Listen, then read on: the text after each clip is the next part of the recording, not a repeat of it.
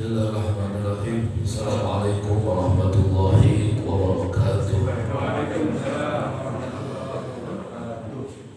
Alhamdulillah rabbil alamin. Al-qail fi kitabihil mubin. Inna fi khalqis samawati wal ardi wa ikhtilafil laili wan nahar wal fulki allati tajri fil bahri bima yanfa'un nas wa ma anzala Allah minas samai min ma'in fa ahya bihi al-ardha ba'da mawtiha wa batha fiha min kulli dabbatin wa tasrifir riyahi was sahabil musakhkhari bainas samai wal ardh la ayatin liqaumin ya'qilun. Asyhadu an la ilaha illallah wahdahu la syarika lah ilahan wahida wa rabban syahida wa nahnu lahu 'abidun. Wa asyhadu anna Muhammadan abduhu wa rasuluh al-mab'us rahmatan lil alamin basyiran wa nadhira wa da'iyan ila Allah bi idzni wa sirajan munira. Allahumma salli wa sallim wa barik ala abdika wa rasulika an-nabiyyil ummi habibina Muhammad sallallahu alaihi wasallam. Allahumma salli wa sallim bi ajalis salawati wa ajma'iha wa azkat tahiyyati wa azkaiha ala habibina Muhammad sallallahu alaihi wasallam salatan wa salaman daimain mutalazimain ma damatil ardu was samawat. Amma ba'du, rabbi shrah li sadri wa yassir li amri wahlul 'uqdatam min lisani yafqahu. Qala Allah Ta'ala fil Qur'anil Karim. A'udzu billahi minasy syaithanir rajim. Bismillahirrahmanirrahim. Wa likulli wijhatun huwa muwalliha fastabiqul khairat aina ma takunu ya'ti bikumullahu jami'a innallaha 'ala kulli syai'in qadir. Shadaqallah wa shadaqa Rasul sallallahu alaihi wasallam.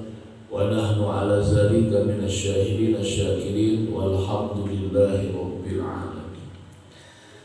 Subhanallah walhamdulillah wa la ilaha illallah wallahu akbar. Subhanallah walhamdulillah illallah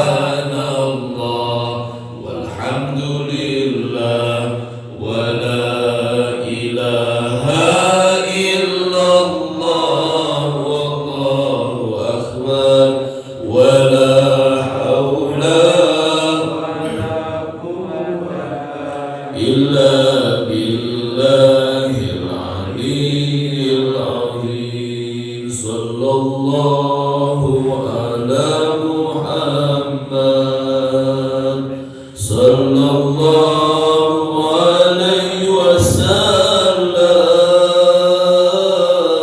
صلى الله على محمد صلى الله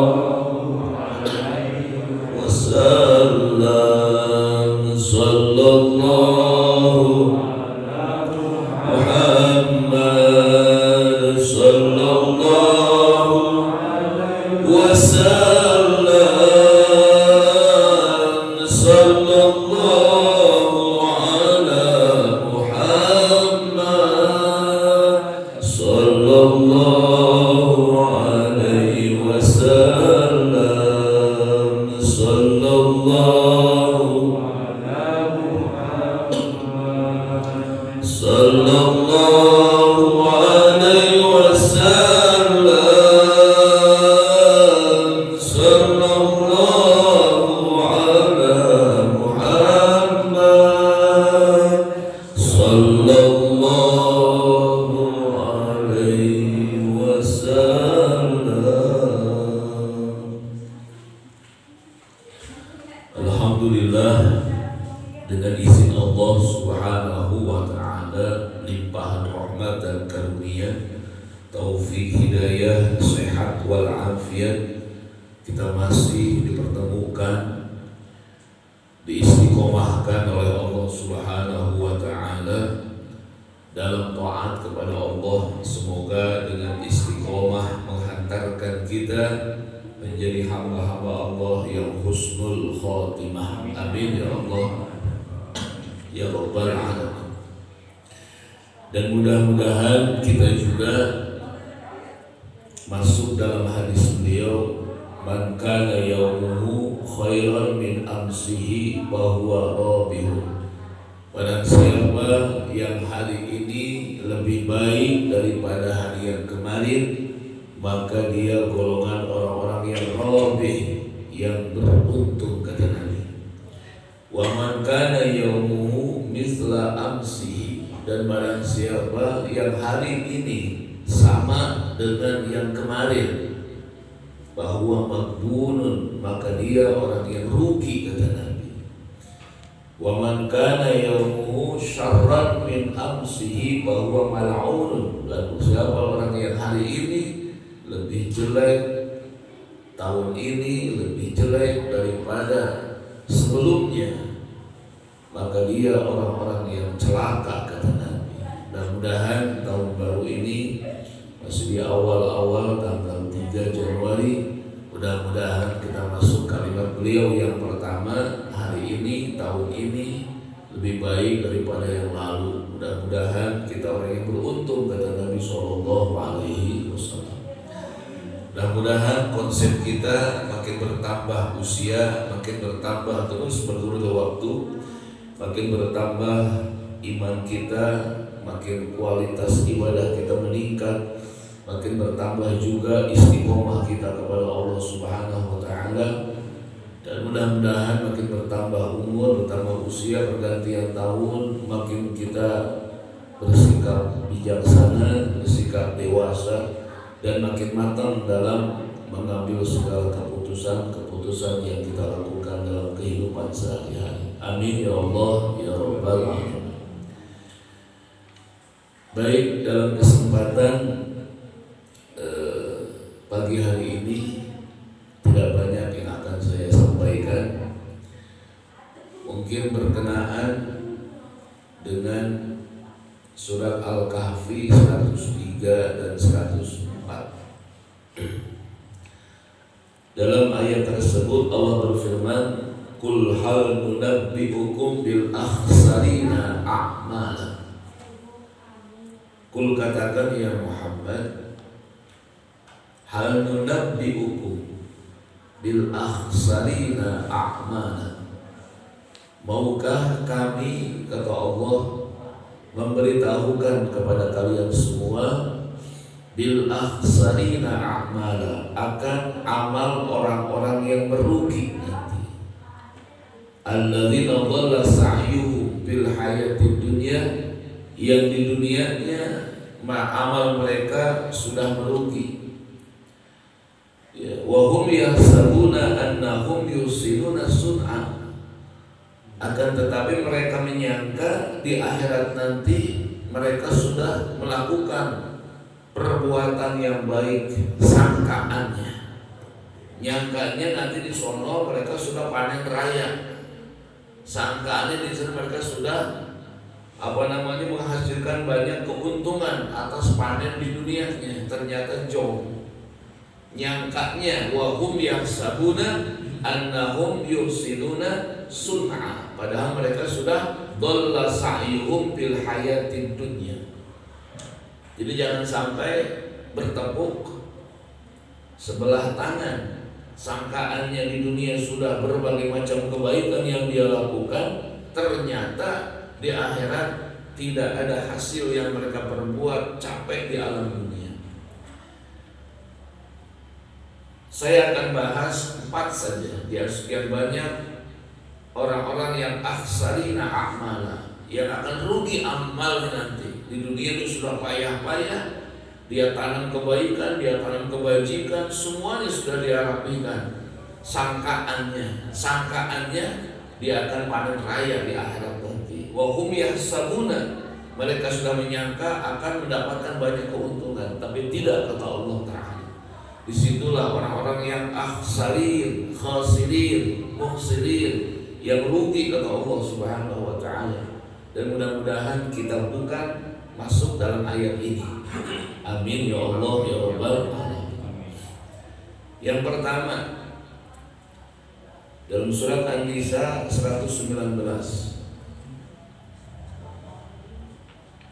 di situ dijelaskan, wa may yattakhidz syaitanu lahu qarina wa may yattakhidz syaitanu lahu waliyyan min dunillah faqad khasira khusranan mubina. Yang pertama, kata Allah, orang yang rugi itu wa may yattakhidz syaitana waliyyan min dunillah, dan barang siapa yang menjadikan syaitan sebagai walian, pelindung selain Allah. Ini kita artikan secara redaksi textbook, makna yang tertulis saja kita maknakan dulu. Dan barang siapa yang menjadikan syaitan waliyan min dunillah, pelindung selain Allah, faqad khasira khusranan mubina, maka sungguh dia telah mendapatkan kerugian, rugi yang nyata, kata Allah. Rugi yang nyata. Ini salah bahasa. Mungkin kalau kita maknakan dalam pemahaman kita bahwa syaitan yang dimaksud ini adalah mungkin setan yang makhluk gaib saja. Iya, betul.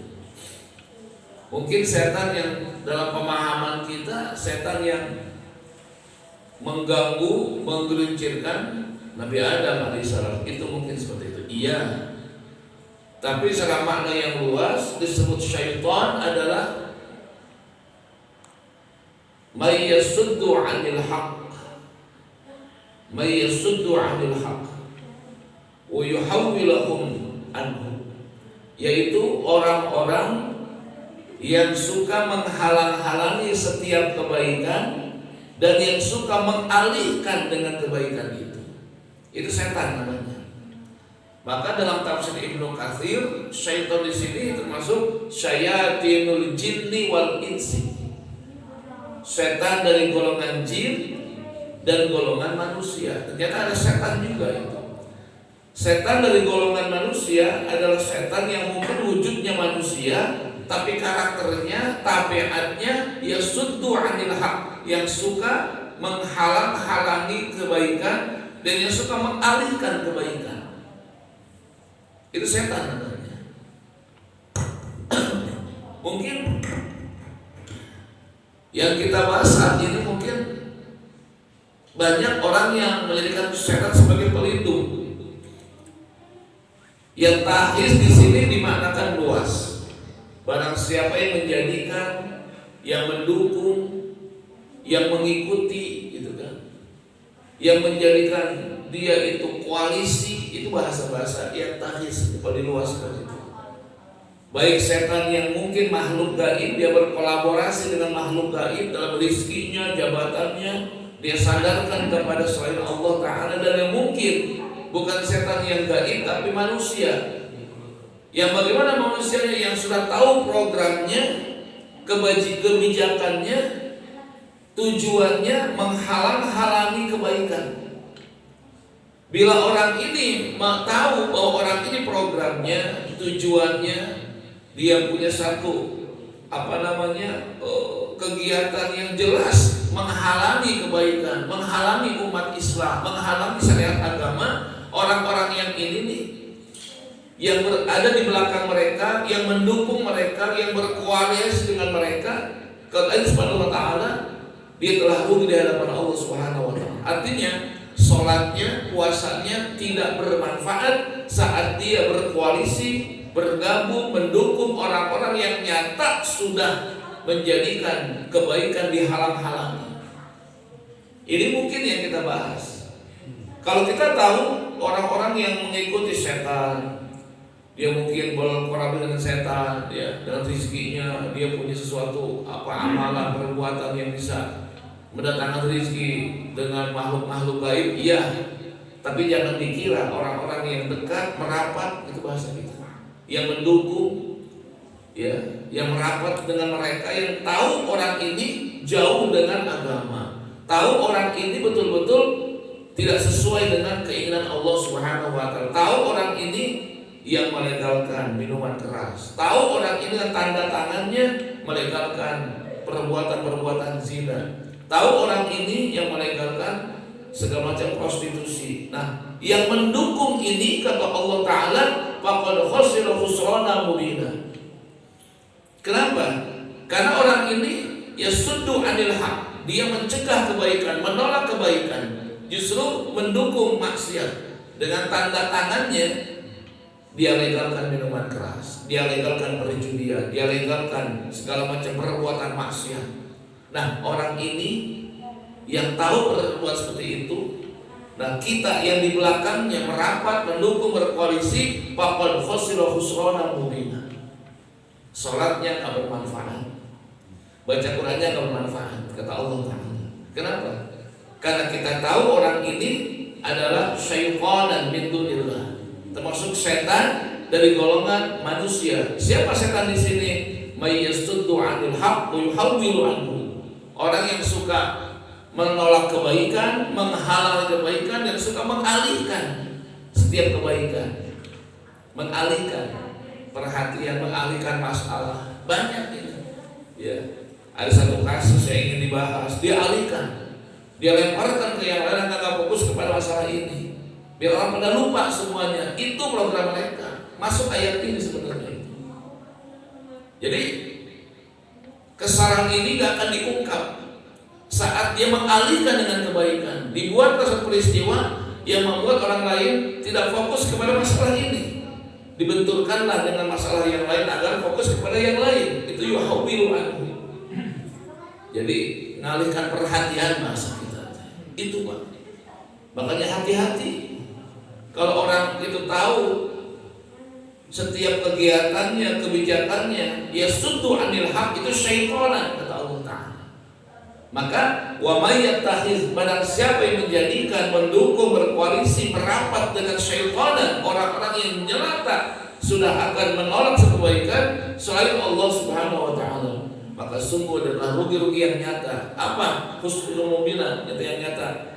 Rugi yang nyata itu jangankan di nanti, di dunia pun sudah akan dibuktikan nyata ruginya oleh Allah Subhanahu wa taala. Nanti kita lihat orang-orang yang betul-betul seperti ini, endingnya nanti akan kelihatan. Jangankan di akhirat nanti, di dunia pun akan nampak jelas tersaksikan oleh kita ruginya mereka. Ya, mudah-mudahan kita nggak seperti ini ya. Itu rugi. Makanya hati-hati ya, mendukung, merapat, berdekatan dengan orang-orang yang kita tahu orang itu sudah akan dia sudu ambil hak, ya, dengan kebijakannya, dengan wewenangnya, dengan kekuasaannya, dengan pangkatnya, dengan apa yang dia punya, senantiasa dia akan menolak setiap kebaikan, apalagi menolak syariat agama Allah Subhanahu wa Ta'ala. Tahu programnya, ulama-ulama sudah ada banyak yang disalahkan dan yang lainnya seperti itu. Maka banyak ini orangnya sudah seperti itu. Makanya saya katakan kondisi keadaan sekarang sudah kacau balau, sudah semerawut gitu. Ya, orang yang menaikkan hak itu ditangkap, memunculkan maksiat didukung sepenuh hati. Orang-orang yang betul-betul menegakkan kebaikan diasingkan. Orang-orang yang memunculkan kemaksiatan betul-betul dilegalkan oleh mereka. Ini sudah semerawut keadaan ini, sudah kacau balau keadaan. Makanya dalam keadaan seperti ini nggak ada lain ya. Kita harus fokus dalam meningkatkan ibadah kita kepada Allah Subhanahu wa Ta'ala. Capek sebenarnya gitu. Dalam situasi seperti ini capek. Dan mudah-mudahan keadaan seperti ini, kondisi seperti ini tidak menurunkan kualitas kita punya keimanan kepada Allah Subhanahu wa Ta'ala, dan tidak menurunkan juga semangat ibadah kita kepada Allah Subhanahu wa Ta'ala. Karena memang kalau kita lihat semangat ibadah ini sedikit menurun gitu ya, karena kita memang dalam situasi keadaan seperti ini, karena kita selalu terpengaruh dengan keadaan, nggak stabil kita nggak stabil, ibadah kita selalu terkait dengan keadaan dan situasi. Kalau sudah bagus, insya Allah jadi bagus ibadah kita. Kalau nggak bagus keadaannya, pasti akan pengaruh dengan keadaan kehidupan kita, itu. Maka saya katakan tidak usah terpengaruh dengan situasi keadaan seperti ini. Udah tingkatkan aja iman, tingkatkan aja ibadah kita kepada Allah Subhanahu wa Ta'ala, fokus ke situ aja. Karena memang dunia sudah betul-betul sudah semerawut, sudah kacau balau ini. Kalau nggak kita balik kepada tujuan Allah ciptakan kita di alam dunia ini, kita fokuskan saja kita ibadah kepada Allah Subhanahu wa Ta'ala dengan kita berdoa, berusaha semoga situasi keadaan ini makin membaik ya, situasi keadaan semakin baik, dan mudah-mudahan apa yang dikhawatirkan ya dijauhkan oleh Allah Subhanahu wa Ta'ala. Amin ya Allah ya Rabbal Alamin. Yang kedua,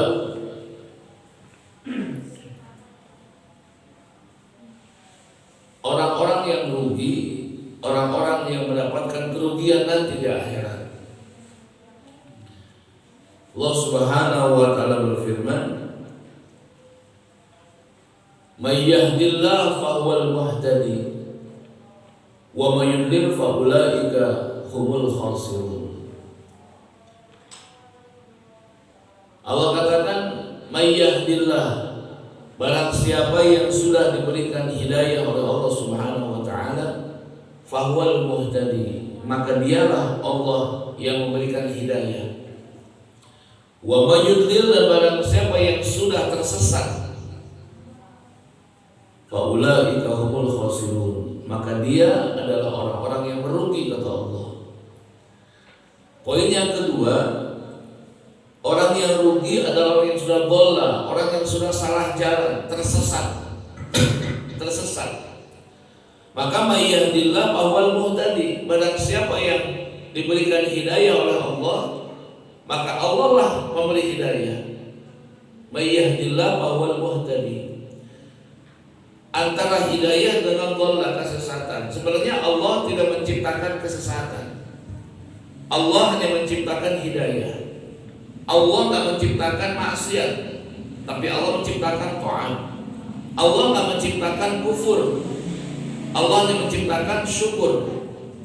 Lalu kenapa ada orang maksiat, melakukan maksiat? Maksiat itu adalah ungkapan bahasa orang yang tidak taat kepada Allah Ta'ala, maka jatuhlah pilihan kata tepat bagi mereka adalah maksiat. Jadi Allah tidak bikin maksiat, Allah tidak menciptakan redaksi maksiat, enggak. Maksiat itu adalah kata-kata bagi orang yang tidak taat kepada Allah, maka pilihan kata bagi mereka adalah maksiat.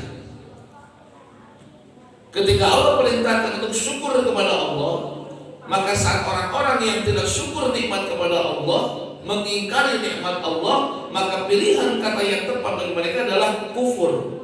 Jadi kufur itu bukan diciptakan oleh Allah, tapi ungkapan perbuatan manusia yang tidak syukur jadilah kufur. Ungkapan manusia yang tidak taat menjadi maksiat kepada Allah. Itu. Jadi Allah nggak menciptakan maksiat, enggak. Tidak menciptakan maksiat, enggak. Nyuruh juga enggak, bahkan harus menjauhi maksiat. Allah menciptakan yang baik-baik saja. Lalu kalau ada perbuatan-perbuatan yang tidak baik, itu sebagai ujian dari Allah Subhanahu wa taala. Contohnya, seorang guru memberikan satu soal dengan pilihan A, B, C, D. Pilihan A, B, C, D itu pasti ada yang benar satu, yang tiga disalahkan jawabannya, gitu kan?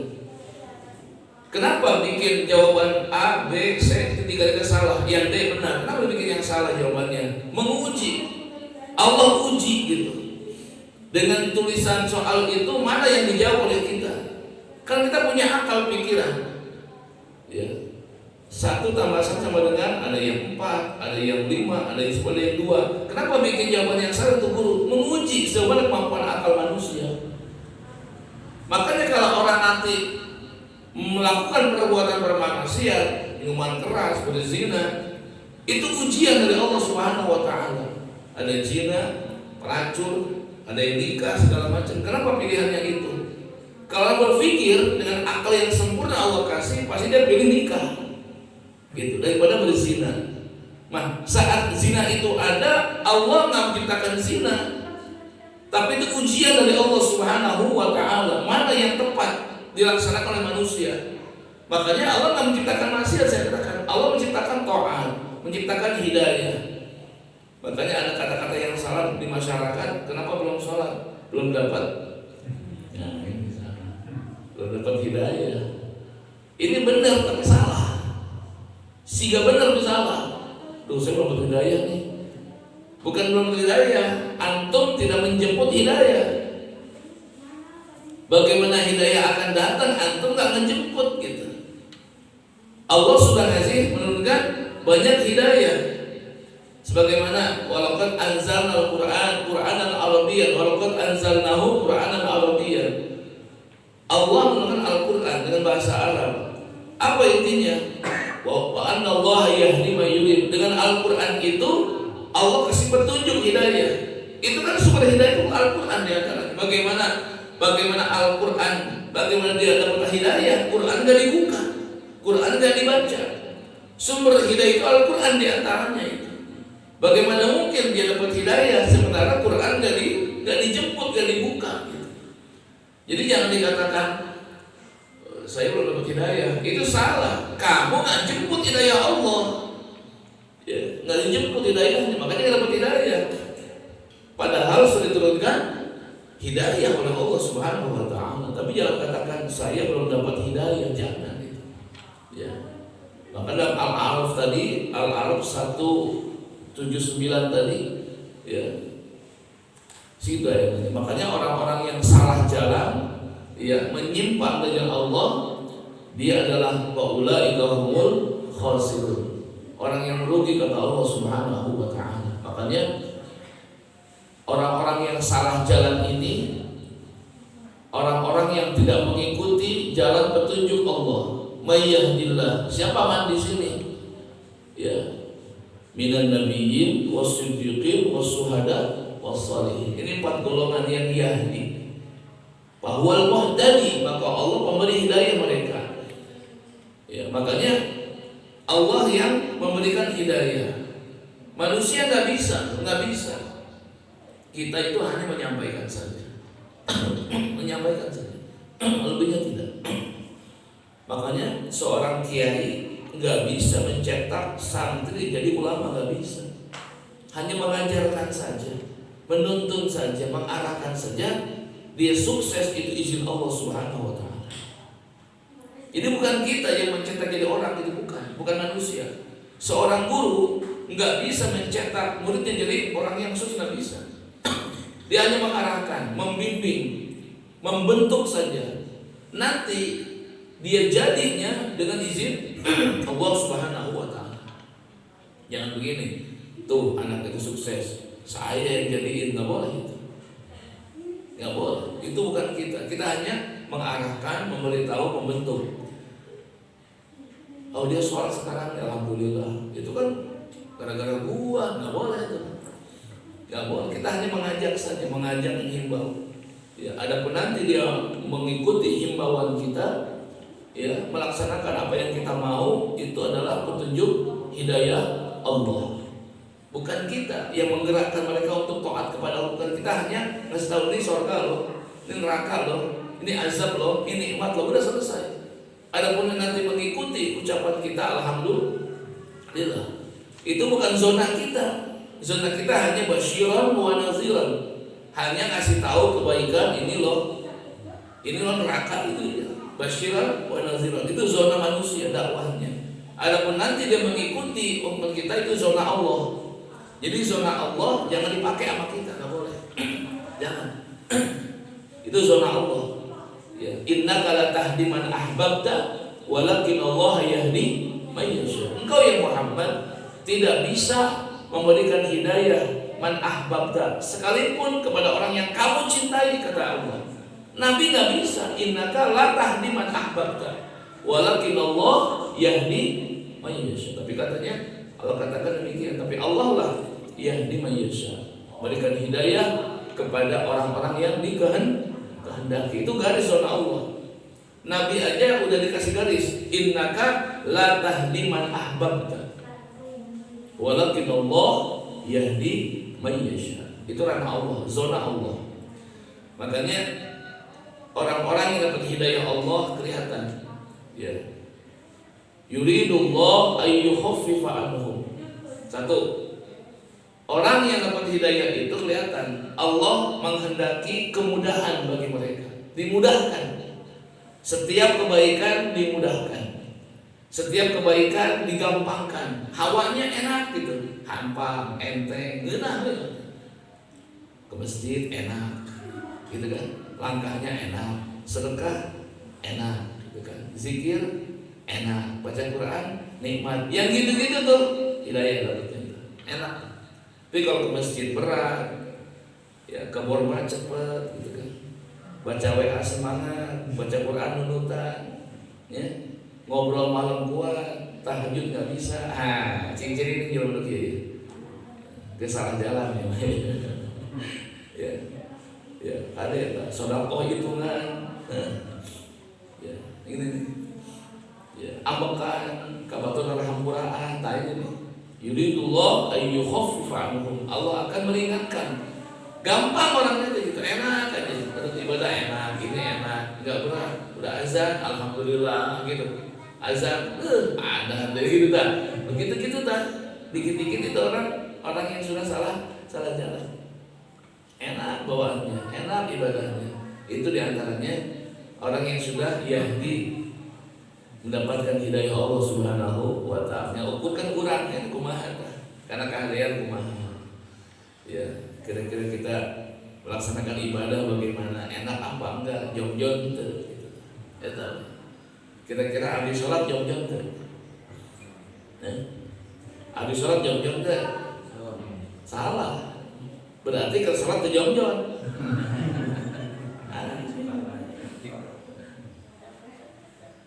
Justru sahabatnya abis sholatnya harima, lain jom-jom sahabatnya, sieun diterima, sieun gitu. Kalau karya sudah dilaksanakan, takut nggak keterima, takut gagal, itu sahabat. Kita kan, jom-jomnya habis sholat kan gitu, berarti sholatnya tuh jom-jom tadi teh.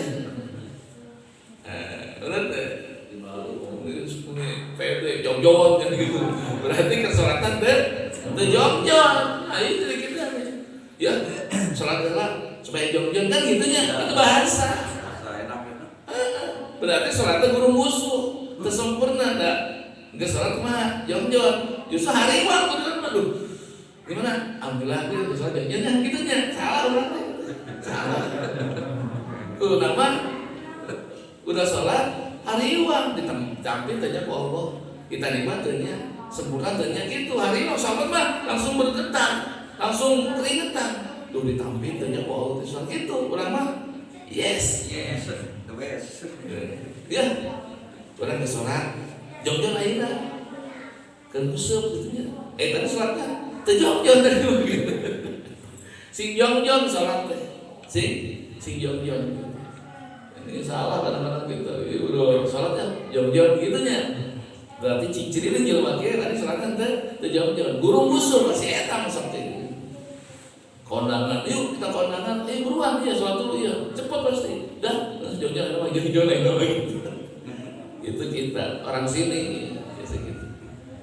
Itu diantaranya orang dapat hidayah Allah Subhanahu wa taala. Gampang, enak, mudah gitu. Ya. Dan yang kedua, orang yang dapat dapat hidayah Allah Subhanahu wa taala adalah ayyulazimat tazkiyah. Selalu membiasakan diri untuk tazkiyah. Apa? Mensucikan diri. Jadi orang yang dapat hidayah itu bukan orang yang tidak punya dosa, tetap dia berdosa kepada Allah, tapi cepat bersih. Kotor elap, becek elap, ngebul dielap, tak begitu. Orang yang begini begitu tandanya. Jadi surga itu saya katakan milik orang yang berdosa yang bertobat kepada Allah. Itu. Jadi surga bukan milik orang yang suci, bukan. Surga itu milik pendosa yang kembali kepada Allah. Umar bin Khattab kurang bagaimana pendosanya kepada Allah. Tapi surga Allah kasih, kenapa? Dia cepat-cepat kembali kepada Allah Subhanahu wa taala.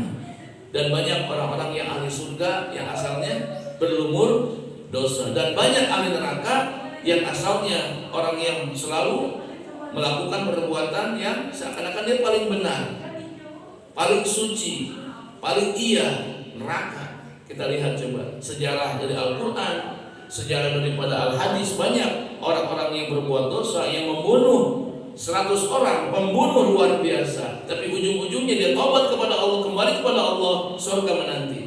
Dan banyak sahabat-sahabat yang di masa jahiliyah mereka diberikan rahmat ketika tobat kepada Allah Subhanahu wa taala. Tapi orang-orang yang so suci, sombong dengan ibadahnya, sombong dengan sedekahnya, kelihatan berbuat baik tapi endingnya murka Allah Subhanahu wa taala. Makanya saya katakan kesimpulannya, surga itu milik pendosa yang kembali kepada Allah Subhanahu wa taala. Karenanya orang yang dapat hidayah Allah Subhanahu wa taala adalah orang-orang yang membiasakan untuk membersihkan dirinya kepada Allah. Kotor, elap, dosa, istighfar. Ya, tapi jangan tempat sambal doang. Udah bikin salah ya. Cuma kuat seminggu, besok kumat lagi gitu kan. Istri minta maaf sama suaminya, cuma Idul Fitri doang, siang dikit udah melotot lagi sama kita ya. Itu yang penting, bertobat kita kepada Allah dan tidak mengulangi itu seperti itu. Itu diantaranya orang-orang yang suka membiasakan diri. Makanya Nabi itu istighfar 100 kali sehari. Wa inni la astaghfirullah kulla yaumi atamarrah, rawahu Muslim. Aku istighfar kepada Allah sehari 100 kali. Minta ampunnya Nabi, bersih beliau, minta ampunnya luar biasa. Dan kita istighfar kita sholat cuma 3 kali 5, 15, sehari 15 kali. Dosanya berapa? Dosanya berapa? Ayo. Ya, walaupun demikian ya tambah istighfarnya lah, lebih banyak ya. Nabi aja yang sudah dimaksum oleh Allah dijaga luar biasa istighfarnya kepada Allah Ta'ala. Dan kita belum dijamin apa-apa cuma 3. Itu pun kalau istighfar. Kalau assalamualaikum ada yang nyamper ya udah kabur kita nggak istighfar lagi. Boro-boro baca tasbih, tahmid, ya takbir, tahlil, doa, apalagi begitu susah. Usahakan. Yang ketiga, orang yang dapat hidayah itu adalah orang-orang yang ayyujalisa ma'as sholihin wa yatba'uhum wa yattadihim. Orang-orang yang campur gaulnya, soulmate-nya, temennya orang-orang yang baik-baik, kelihatan baik-baik. Gaul yujalis, dia mengikuti ya, dan terus ya, mengikuti apa yang dilakukan mereka. Makanya kelihatan nih kalau sudah dapat hidayah, nongkrongnya bukan di situ lagi, gitu kan ya. Beda. Dulu pakaiannya buka aurat, ya sekarang sudah syar'i, gitu kan. Dulu gaulnya sama orang yang nggak benar, sekarang udah kelihatan gaulnya orang yang baik-baik. Itu hidayah. Dulu yang dipegang botol botol bir, Manson, topi miring, whisky, apa lagi Pak? Dulu. Sekarang botol kecap, wah saus gitu kan. Nah itu beda sekarang gaulnya. Dulu jalannya karaokean, dugem, sekarang berjamaah ke masjid. Itu jadi robah kelihatan sekarang. Kalau udah tobat masih dugem juga, masih karaokean juga, masih ke Cibogo juga. Walaupun nggak melakukan, tetap dia bisa kena nantinya itu. Itu data-datanya. Ya, makanya orang yang dapat hidayah, yang tidak dapat hidayah itu kelihatan gaulnya masih gitu juga, mainnya masih gitu juga. Itu nggak dapat hidayah pertama. Ya. Yang ketiga, siapakah yang merugi kata Allah Subhanahu Wa Taala dalam surat Al-Munafiqun 9. Ya ayyuhallazina amanu la tulhikum amwalukum wala auladukum an dzikrillah wa may yaf'al dzalika fa ulaika humul khasirun. Wahai orang yang beriman, kata Allah, la tulhikum amwalukum, janganlah hartamu, keturunanmu, anak-anakmu tulhikum, melalaikan kalian an dzikrillah, dari mengingat Allah Subhanahu wa taala. Jadi jangan sampai ini harta benda, kekayaan, kerjaan, dunia yang kita geluti sampai an zikrillah, anil mujawazah, menjauh gitu, an zikrillah. Jadi menjauh daripada zikir. Apa zikrillah? Zikrillah di sini banyak maknanya. Ya, zikir di sini makna yang paling kuat dalam ayat yang lain, aqimis shalah li zikri. Salat itu termasuk zikir. Zikrillah adalah sholat. Jangan sampai kesibukan dunia ini menyebabkan orang tidak sholat, itu maksudnya. Nggak ingat sama Allah secara kalimat zikrillah. Dalam mencari urusan dunia, jangan sampai lupa kepada Allah. Jadi banyak orang-orang yang memang sudah bergelut dengan dunia, di dunia cukup amat gitunya, di dunia. Banyak yang nggak sholat, banyak yang nggak puasa Ramadan, itu banyak itu. Ya. Di pabrik juga, di kerjaan juga banyak itu. Orang-orang yang ngakunya puasa di rumahnya ikut sahur, tapi jam 12 buka di pabrik itu, di belakang gitu, pelenyan begitu pulang kayak lulus gitu, drama tersebut. Kemungkinan dua, orang lemas itu bisa belum makan, bisa kekenyangan lemas itu. Ya, dia bohongin tuh anak bininya di rumah, bohongin. Kenapa? Karena banyak orang yang mencari dunia tidak suci kepada Allah, banyak itu. Maka jangan sampai melalaikan dari mengingat Allah. Ya. Ada lagi kalimat wa auladukum anak. Apakah anak bisa? Mereka bisa. Anak itu kan sumber kekayaan di rumah, termasuk anak dan istri seperti itu. Karena tidak sedikit seorang bapak, seorang ayah melakukan perbuatan tidak baik di luar rumah dengan kerjaannya karena desakan auladnya, anak-anaknya pengen A, pengen B, pengen ini, istrinya pengen komporong, kulkas 2 panto, pengen mobil segala macam. Udahlah Pak, bapak kan punya jabatan di kantor, lumayan lah, sekian miliar cokot ya tuh Pak, salting mana malah nyawa ibu kan gitu. Kita desakan anak-anaknya, desakan pamajikannya, oke, gitu ya. Lumayan Pak, namanya tuh 1 triliun di coklat santet, makanya mana Pak, gitu kan, lebar tuh Pak, ilahadui kan gitu kan, desakan ya katanya, lupa zikrillah, lupa kepada Allah Ta'ala. Ya juga ya, kalau nggak gitu mah kapan kita kaya Pak? Bapak ingat nggak tuh pejabat yang di sana, jujur banget, gak punya apa-apa ujung-ujungnya gitu, itu desakan begitu. Ya juga ya, udahlah Pak, jujur-jujur amat sih, nanti kan tobat mau Pak kita, gitu tuh ujung-ujungin. Itu Nabi Adam kenapa makan buah itu? Desakan siapa? Desakan ibu Hawa.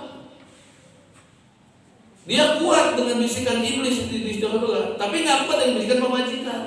Bang, makan aja lah, enak itu buah gitu bahasa dalam tafsir Sori itu. Jadi yang ngojok-ngojokin supaya makan tuh bukan setan, justru kuatnya di ibu Hawa. Itu perempuan, coba apa? Betul kan kata iblis tuh ibu akan makan juga. Bisa jadi itu sumber seperti itu. Ya udahlah, bikinlah LPG segala macam ditutupi lah, beli mobil satu umpama, atau beli rumah satu umpama. Ketahuan ujung-ujungnya dibui semuanya itu. Suaminya di penjara, istrinya juga ikut di penjara, kan gitu ya. Ada yang gitu ya. Gitu. Itu proyek istrinya. Udah masa ngawang apa semua juga. Seperti itu kan, seperti itu. Makanya itu bisikan, jangan sampai harta jelas banyak orang yang bekerja meninggalkan ibadah. Tapi mana aulad anak-anak pun di keluarga kita banyak yang bisa menzikril bisa. Tadi bisikan. Makanya kata Nabi, istri yang paling bagus buat suami, buat kerjaan suami ketika sudah berangkat kemanapun cari nafkah, kata kalian tepat adalah, Pak, jangan bawa rizki yang tidak halal ke rumah ini. Itu yang cakep sebenarnya. Bini kita pernah bilang gitu nggak? Jarang. Paling juga, Pak, nanti pulangnya beli batal ihsan ya gitu. Ya paling itu, apa namanya, pesannya gitu, pesannya. Maka bisikan, Pak, tolong jangan bawa rizki yang tidak halal masuk ke rumah ini. Itu yang cakep tuh. Tiap hari bisikin begitu, takut suaminya tergelincir, harus punya jabatan, apalagi di tanah yang istilahnya yang punya posisi yang basah jabatannya. Itu hati-hati, ya jangan sampai seperti itu.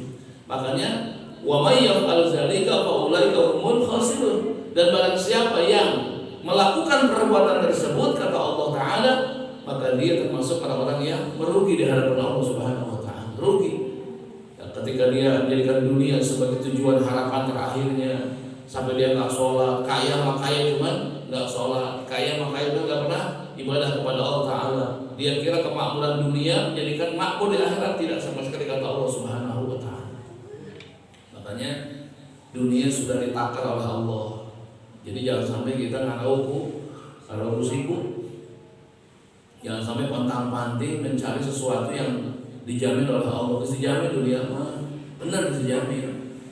Akhirat belum dijamin oleh Allah Ta'ala. Makanya kenapa manusia mencari habis-habisan yang sudah dijamin oleh Allah? Kenapa akhirat yang belum dijamin gak habis-habisan mencarinya ini? Banyak orang-orang yang bebeakan pada dunia, padahal dijamin ke Allah. Dijamin ke Allah. Tinggal kita menjemput. Makanya dunia maka dicari, jemput. Bahasa juga kan pantasyiru fil ardi wa batagu min fadlillah.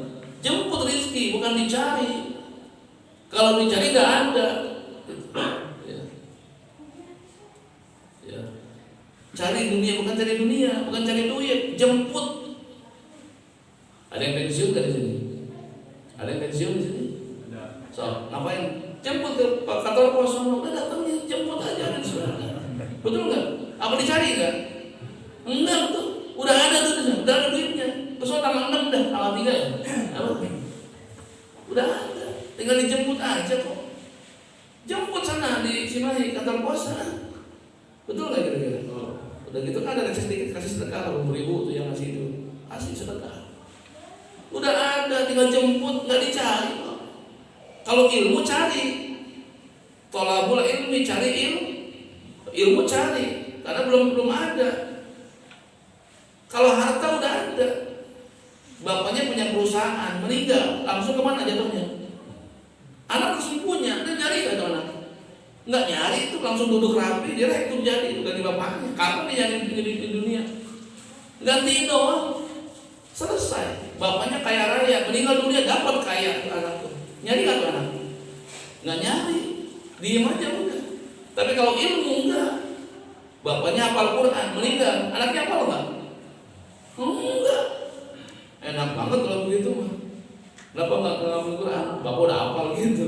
Begitu meninggal turun, nggak turun. Tetap aja kudu belajar, kudu nyari ilmu. Makanya dunia itu nggak dicari, dijemput. Kalau ilmu dicari, karena harta itu diwariskan, ilmu nggak waris. Bapaknya soalnya luar biasa, ahli ibadah, anaknya tetap langsung jadi. Kalau dia nggak mau bentuk sendiri nggak bisa, maka cari ilmu dunia dijemput. Makanya bahasanya bukan tolabud dunya, tapi fantashiru fil ardi wabtaghu min fadlillah. Ada kata tolak nggak ada di situ. Jemput aja udah. Nah, di pabrik jemput, di pasar ada, jemput aja udah, datengin aja udah ada. Betul ya tadi. Makanya kalau sudah ada udah, justru akhirat belum dijamin oleh Allah Taala. Jemput dunia, cari akhirat. Itu.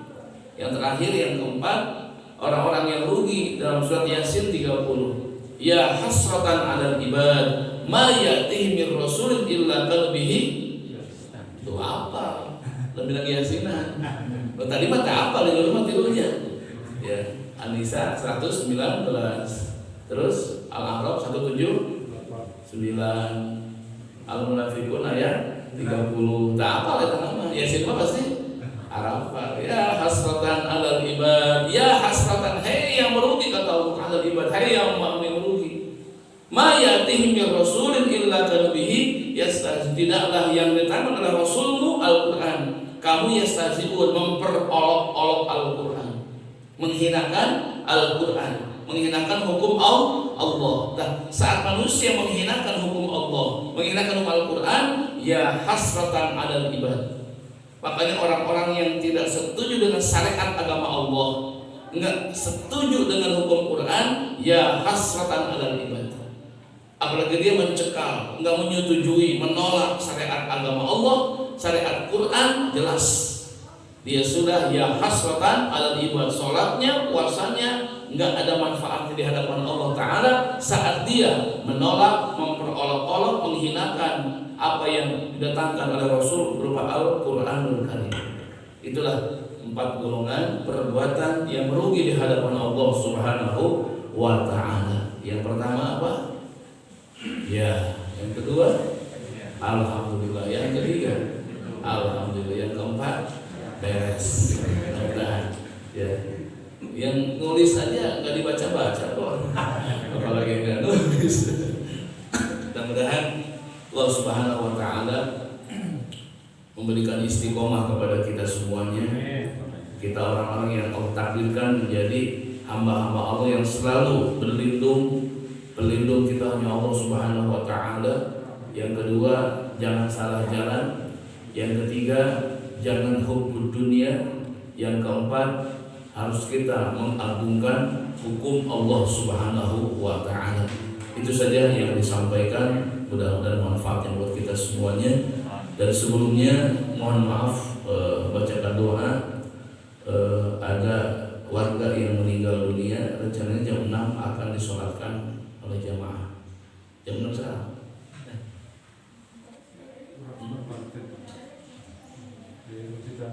Oh gitu. Insya Allah kuliah subuh berkenan. Ya. Sekarang sudah di Masjid Sanawiyah. Oh, Sanawiyah ya. Mudah-mudahan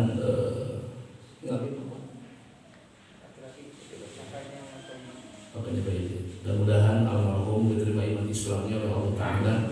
Dosa-dosanya ada dalam maghfirah Allah, kebaikannya semoga dilipat gandakan pahala Allah Ta'ala. Dan juga keluarga tinggalkan mudah-mudahan diberikan kesabaran, ketabahan, ketawakalan. Dan kita yang masih diberikan umur oleh Allah, semoga bisa mengambil nasihat, i'tibar, dan bisa menambah iman dan takwa kita kepada Allah, menyempurnakan bekal kita nanti di yaumil qiyamah. Amin. Ya Allah, ya Rabbal Alamin. Allahumma ighfir lahu warhamhu wa'afihi wa'fu anhu wa wasi' madkhalahu wa ghsilhu bil ma'i wa thalji wal barad wa naqihi minal khotoya kama yunaqqa thawbul abyadu minad danas. Allahumma la tahrimna ajrahu wa la taftinna ba'dahu waghfir lana wa lahu wal ikhwan alladziina sabaquna bil iman wa la taj'al fi qulubina ghillan lil ladziina amanu rabbana innaka ra'ufur rahim. Rabbana atina fid dunya hasanah wa fil akhirati hasanatan wa qina adzabannar. Bi fadli subhana rabbika rabbil izzati 'amma yasifun wa salamun alal mursalin walhamdulillahi rabbil alamin. Nas'aluka al-ijabah. Al-Fatihah. A'udzu billahi minasy syaithanir rajim. Bismillahirrahmanirrahim. Alhamdulillahi rabbil alamin arrahmanir rahim maliki yaumiddin. Iyyaka na'budu wa iyyaka nasta'in. Ihdinas siratal mustaqim. Siratal ladzina an'amta 'alaihim ghairil Subhanakallahumma wa bihamdika asyhadu an la ilaha illa anta astaghfiruka wa atubu ilaik. Billahi taufiq wal hidayah. Assalamualaikum warahmatullahi wabarakatuh. Astaghfirullah rabbal baraya, astaghfirullah minal khataya, astaghfirullah rabbal baraya, astaghfirullah minal khataya.